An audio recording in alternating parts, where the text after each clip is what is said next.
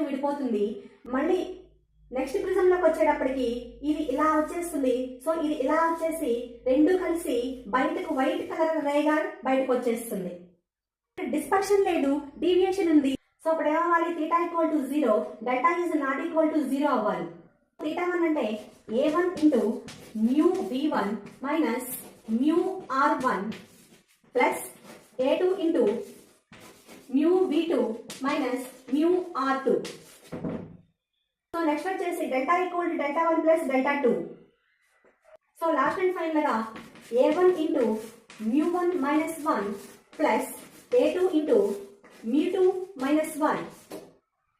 So this is deviation without dispersion. Okay students, ఈ concept మీద ఒక చిన్న ప్రాబ్లం ఉంది. జేఈఈ మెయిన్స్ లో 2024 లో ఇచ్చాడు. సో ఈ ప్రాబ్లం మోస్ట్ ఇంపార్టెంట్, ఎక్స్ప్లెయిన్ చేస్తాను. సో మనకి ఇక్కడ ఏమని అడిగాడు?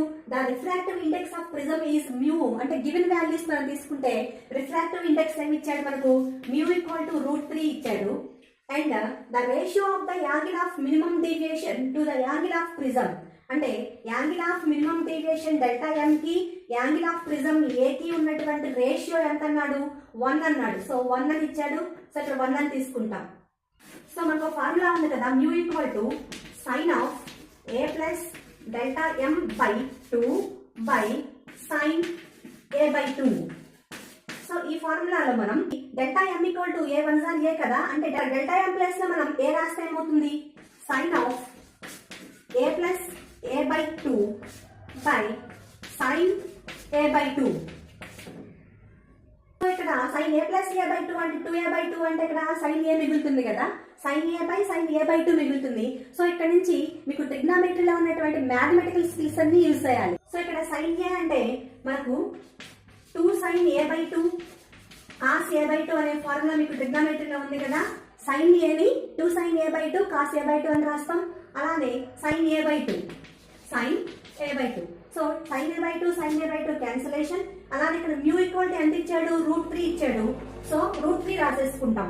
సో ఇక్కడ ఏముంది? కాస్ ఏ బై 2 ఉంది, 2 కాస్ ఏ బై 2. 2ని మనం ఇటువంటి ట్రాన్స్ఫర్మేషన్ చేస్తే √3/2 అవుతుంది కదా. సో ఇక్కడ √3/2 equal to cos A by 2 మిగులుతుంది. అలానే √3/2 మనం కాసులు ఏమని రాయొచ్చు? కాస్ 30. కాస్ 30 అంటే ఏ బై 2.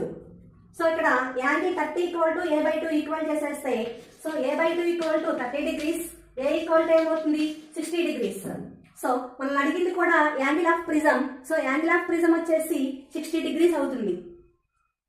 ఓకే స్టూడెంట్స్, ఇలాంటి మరిన్ని అప్డేట్స్ మీకు రావాలి అంటే మా ఛానల్ సబ్స్క్రైబ్ చేయండి, లైక్ చేయండి, షేర్ చేయండి. Thanks for watching.